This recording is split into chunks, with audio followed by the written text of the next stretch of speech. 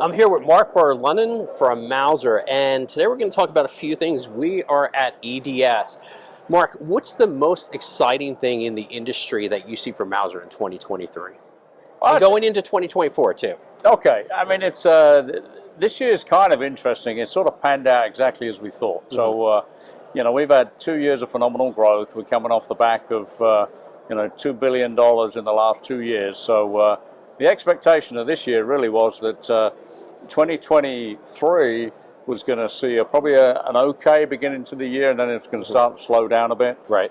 Just purely because the amount of inventory which is in the channel, what's happening at the customer base.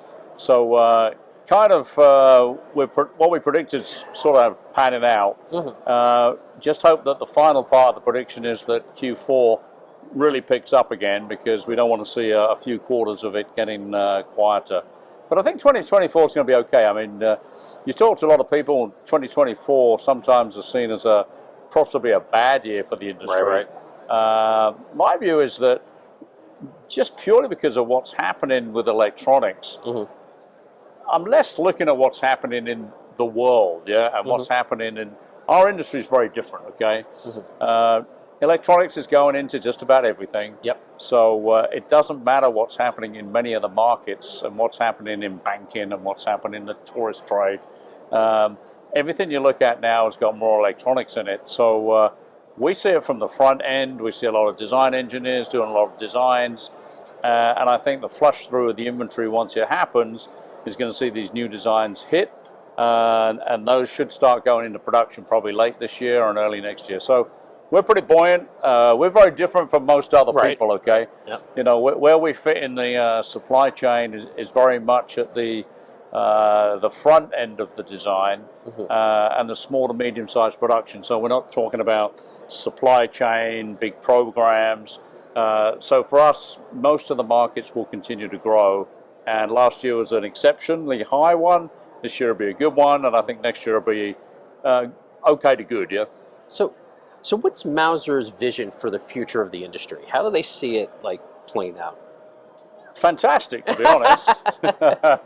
No, we're pleased where we are, where we sit. I mean, you know, we sit in the e-media type of side of the business. Right. So for us, we feel like we're in the right place. Being a supply chain guy in this industry is probably getting tougher and tougher. Yeah, absolutely.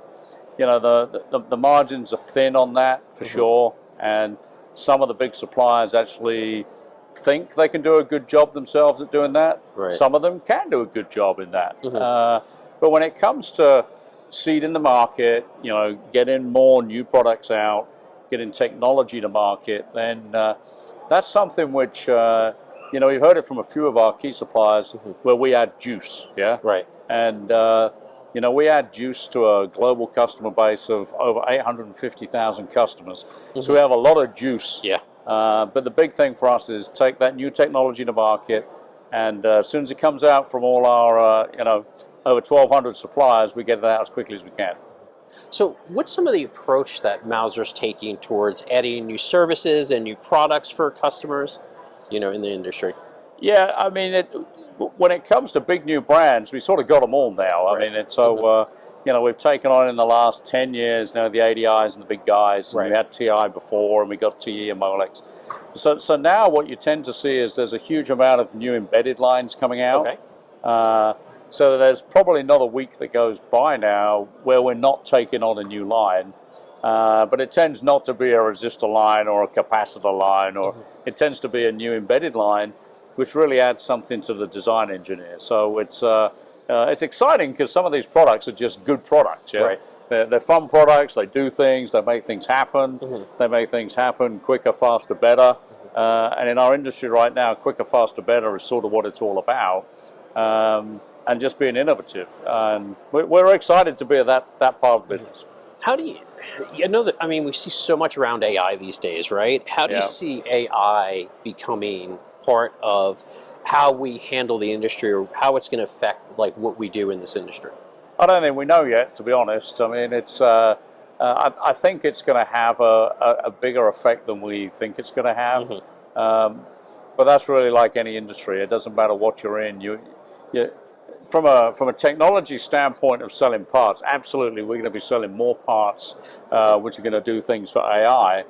But when you come down to our industry specifically, as to how AI is going to affect that, if you ask 50 people, you're going to get 50 different answers.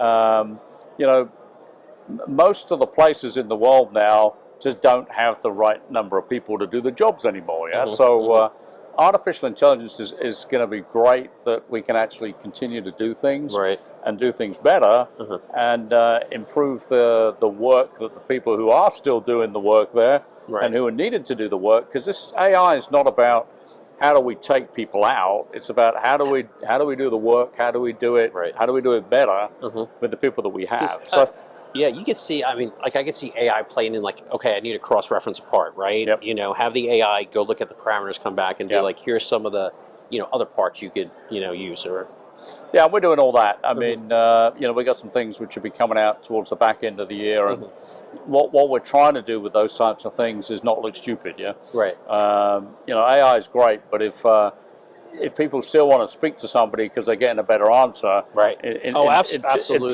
there's no replace for humans. You know, no replacement until a human can be replaced with better information or the same information.